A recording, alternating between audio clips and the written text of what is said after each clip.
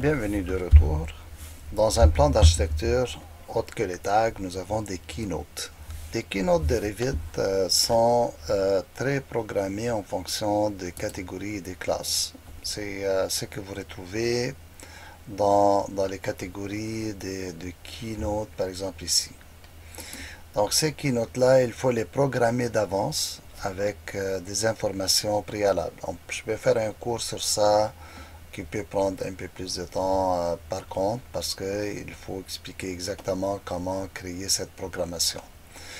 Avec mon expérience, ce que j'ai trouvé une méthode assez facile pour créer des keynotes, un peu de CT par exemple, où je suis capable de dire à mon objet de lui ajouter une flèche, indiquer par exemple l'endroit et associer avec le numéro indiqué dedans un texte ou un commentaire quelconque.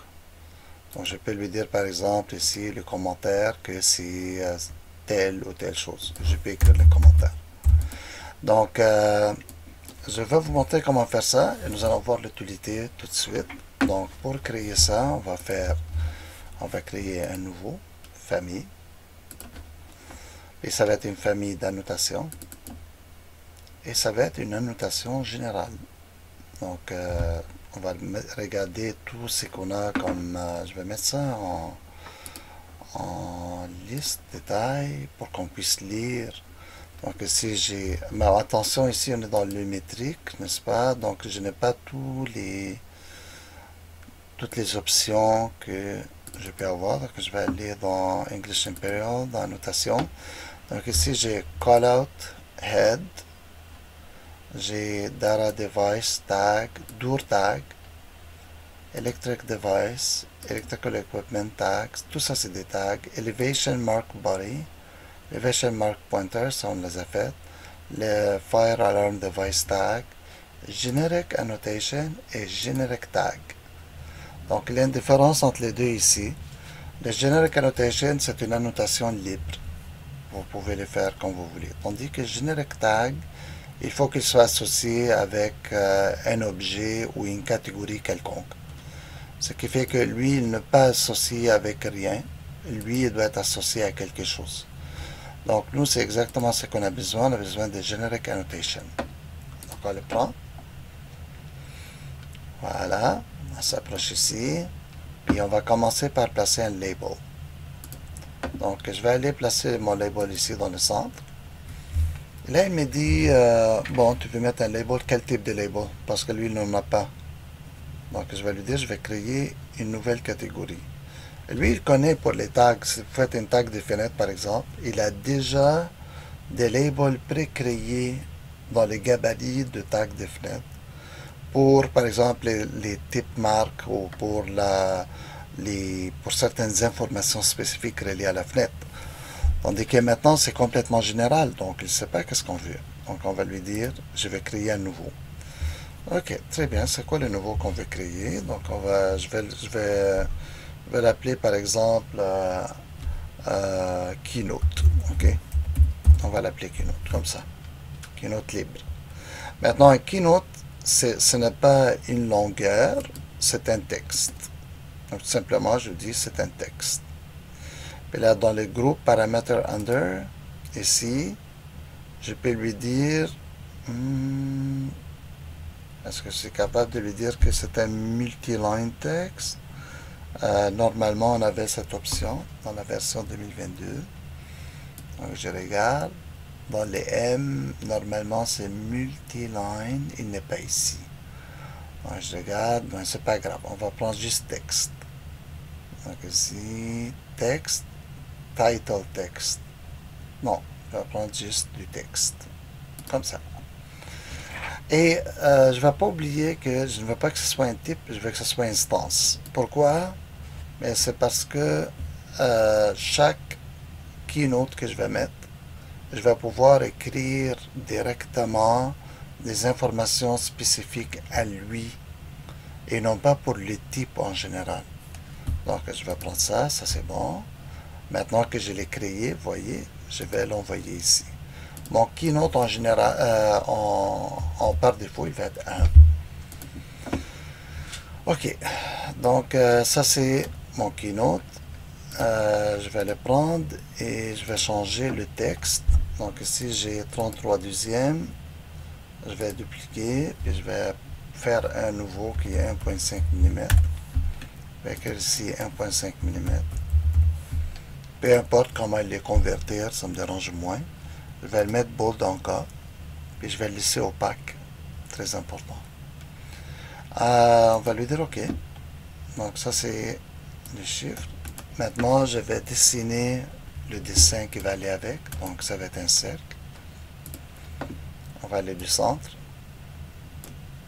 Quelque chose comme ça, pas trop gros. Maintenant le 1, je vois qu'il n'est pas bien centré. Pourtant ici il dit que horizontalement il est centré. Donc vous voyez pourquoi, parce que la boîte elle n'est pas centrée sur le cercle. Maintenant il est centré. Ça c'est bien. Peut-être que le cercle est un peu trop gros pour les chiffres. Je peux le rendre un peu plus petit comme ça. Très bien. On a fini déjà le travail. On peut effacer ça, on n'en a pas besoin. Mis à part ça, il y a quelque chose d'important par exemple. Dans les informations de tous ces tags, présentement, bon, j'ai le keynote qui va me dire, par exemple, je peux écrire dedans que c'est 1, 2, 3. Mais je n'ai pas d'autres affaires à écrire. Donc ici, je vais rajouter un nouveau qui va s'appeler par exemple la catégorie. Donc c'est quelle catégorie de keynote. Et la catégorie de keynote va être par exemple mur, fenêtre. Ça veut dire que c'est quoi la classe? On parle de quoi? Donc la catégorie, ça va être common, ici ça va être texte, et ici ça va être texte. Donc ça va être aussi instance. Ça c'est la catégorie. Je vais la placer deuxième. Puis je vais créer un troisième, c'est la description. Description ou commentaire, comme vous voulez l'appeler là. Ça va être aussi instance. Ça va être un texte. On va voir si j'ai d'autres types de texte. Ah oui, regardez ici, j'ai multiline text, vous voyez? Multiline text. Donc ici, multiline text pour la description, parce que je pourrais écrire un commentaire, un long commentaire dedans. Donc maintenant, qu'est-ce que je peux faire? Je peux écrire ici un chiffre, comme par exemple le commentaire 1 ou le keynote 1. La catégorie, c'est à propos d'un détail quelconque. Donc, disons, c'est détail des fenêtres. Puis dans la description, ici, je vais écrire exactement les commentaires au complet. Donc, maintenant, on a terminé. Ça, c'est vraiment bien. Je vais les sauvegarder. Je vais les garder à moi parce que je vais m'en servir dans le futur. Donc, je vais l'appeler OMB. Et je vais l'appeler Keynote personnalisé. Okay. Dans les options ici, je vais l'appeler 1 et on va l'envoyer dans notre projet. Donc maintenant, qu'est-ce que je vais faire? Regardez, plus petit que l'autre. Donc on va commencer par mettre par exemple un keynote pour pourquoi? Disons qu'on va en mettre un ici pour la porte. Je vais effacer celui-là parce que j'avais un keynote avant. On va venir ici. Là, il me met un point d'interrogation et regardez, ça c'est les catégories que j'ai créées. Donc ici, je vais écrire, je vais dire ça c'est mon keynote 1. Le 1 est marqué ici. La catégorie porte. Et description, regardez, j'ai 3 petits points. Je l'ouvre. Les portes, les portes doivent être munies d'un linteau, etc. Ok, donc là on écrit comme un commentaire global. Donc maintenant, ça, je vais lui ajouter une petite flèche. ça sortait comme une très longue flèche en réalité. Donc, je vais le placer comme ça. La flèche n'a pas de tête. Je vais aller dans les détails. Ici, je vais aller lui dire que c'est des 15 degrés. Moi, je mets juste des 15 degrés. Vous mettez ce que vous voulez. Donc, comme ça, disons que j'indique comme de même. Donc, ça, c'est mon premier keynote. Maintenant, sachez une chose. Si vous avez si vous devez mettre plusieurs notes numéro 1, n'allez pas rajouter, mais plutôt copier celui qui est déjà fait. Pourquoi? Parce que si vous faites une petite erreur dans votre keynote, si vous faites une erreur dans l'étape, une erreur d'étape, mais comme ça, il va considérer que ce sont deux différents. Tandis que si vous les faites pour copier, c'est exactement le même. Ok, donc disons que maintenant, je dois mettre un pour certaines fenêtres. Donc, je vais aller prendre ça, je vais le copier au départ, pour la fenêtre, comme ça. Là, je vais l'appeler 2. Et ici, dans la catégorie, je vais écrire fenêtre. Et ici, disons, je vais lui dire, cette fois c'est juste les fenêtres. Mais il peut avoir un commentaire différent. Dans un dessin d'architecture, vous pouvez avoir pour un plan à peu près 10 keynotes différents pour expliquer certaines choses. Par exemple, dans un projet de rénovation, vous allez écrire l'entrepreneur doit ôter telle affaire avant de faire telle autre chose. Ok? Donc là, je n'ai mis seulement 2. Et je vais vous montrer comment créer un schedule relié à ces keynotes pour finir cette partie du cours. Donc, je vais aller par exemple dans View, dans Schedule, on déroule Schedule. Je ne vais pas aller prendre Schedule Quantities, pas Graphical Column Schedules, pas Material Takeoff, pas Sheet List, pas View List, ça va être un autre bloc. Je prends un autre bloc. Ici, comme vous voyez, lui, il voit qu'il y a des annotations dans mon dessin que je peux utiliser à cet effet. Vous comprenez? Ce sont des symboles qui portent des commentaires. Donc lui, c'est ça ce qu'il va faire ici. Donc moi, c'est celui-là. Je veux dire, tous les keynotes qui ont comme nom OMB Keynote personnalisé. Elle me dit comment tu vas l'appeler, mais je vais l'appeler commentaire. C'est pas commentaire, c'est un nom spécifique. Comment on appelle ça? Note spécifique. C'est ça, c'est note spécifique. Donc là, je vais lui dire OK. Et là, il me dit, bon, ben, qu'est-ce que tu veux? Je vais lui dire, au départ, cherche-moi la keynote, le numéro. Ensuite, la catégorie. Puis finalement, la description. Et c'est ça ce que je vous ai dit. On peut aussi sortir les counts. On est capable de les dénombrer. Donc, si par exemple, on a mis un keynote pour chaque colonne, pour chaque fenêtre, pour chaque je ne sais pas quoi, on est capable de compter. Et comme ça, on est capable de savoir il y en a combien. Dans les sorting, je vais lui dire sort-les selon les keynotes.